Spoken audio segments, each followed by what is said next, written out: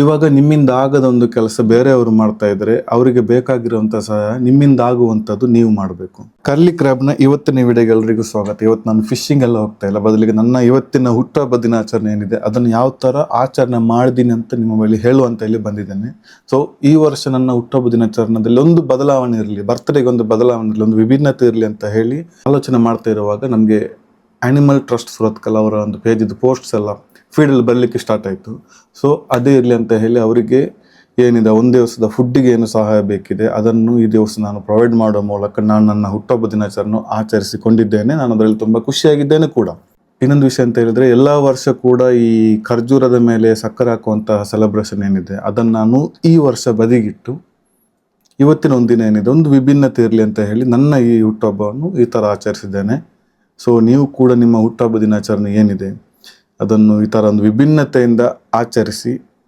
ನೀವು already ಆಚರಿಸಿದವರಾಗಿದ್ದರೆ comment ಬಾಕ್ಸಲ್ಲಿ ತಿಳಿಸಿ. ಇನ್ನು ಈ ಥರ ಪ್ಲ್ಯಾನ್ ಮಾಡೋದಾದರೂ ಕೂಡ ಕಮೆಂಟ್ ಬಾಕ್ಸಲ್ಲಿ ಮೆನ್ಷನ್ ಮಾಡಿ ಏನಂತ ಪ್ಲ್ಯಾನ್ ಮಾಡಿದ್ದೀರಂತ. ಇದೇ ಬರುವ ಮೇ 23, 24ರಂದು ಅಲ್ಲಿ ಪ್ರಾಣಿಗಳ ಸಂತಾನಹರಣ ಚಿಕಿತ್ಸೆ ಕೂಡ ನಡೀತಾ ಇದೆ. ಸೊ ನಿಮಗೆ ಅದಕ್ಕೆ ಹೋಗಬೇಕು, ನಿಮ್ಮ ಪ್ರಾಣಿಗಳಿಗೂ ಅದೇ ರೀತಿ ಏನಾದರೂ ಸಂತಾನಹರಣ ಚಿಕಿತ್ಸೆ ಅವಶ್ಯಕತೆ ಇದ್ದರೆ ನೀವು ಕೂಡ ಅಲ್ಲಿ ಭಾಗವಹಿಸ್ಬೋದು. ಮೇ 23, ಮೇ 24 ಅದರ ಬೆನಿಫಿಟ್ಸ್ ಏನಂತ ನಿಮಗೆ ಗೊತ್ತಿರ್ಬೋದು. ಆಲ್ರೆಡಿ ಗೊತ್ತಿಲ್ಲದವರಿಗೆ ನಾನೊಂದು ಪೋಸ್ಟರ್ ಹಾಕ್ತೇನೆ, ಅದರಲ್ಲಿ 4 ಬುಲೆಟ್ ಪಾಯಿಂಟ್ಸ್ ನೋಡ್ಬೋದು. ಆಮೇಲೆ ನಾನು ಫ್ರೀ ಇದ್ದರೆ ಹೋಗಬೇಕು ಅಂತ ಇದ್ದೇನೆ, ಗೊತ್ತಿಲ್ಲ ಆ ದಿವಸ ಎಂತ ಸ್ಕೆಡ್ಯೂಲ್ ಅಂತ.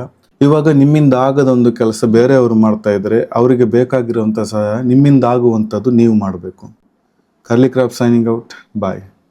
ಆ ಖರ್ಜೂರದ ಮೇಲೆ ಸಕ್ಕರೆ ಹಾಕುವಂಥ ವಿಷಯ ಅರ್ಥ ಆಗಲಿಲ್ಲ ಅಂತ ಹೇಳಿದ್ರೆ ಕಮೆಂಟ್ ಬಾಕ್ಸಲ್ಲಿ ತಿಳಿಸಿ, ಏನಂತ ಕ್ಲಿಯರಾಗಿ ಎಕ್ಸ್ಪ್ಲೇನ್ ಮಾಡ್ತಾನೆ. ಹೇಗೆ ಸ್ಟೇ ಟ್ಯೂನ್ಡ್, ಬಾಯ್.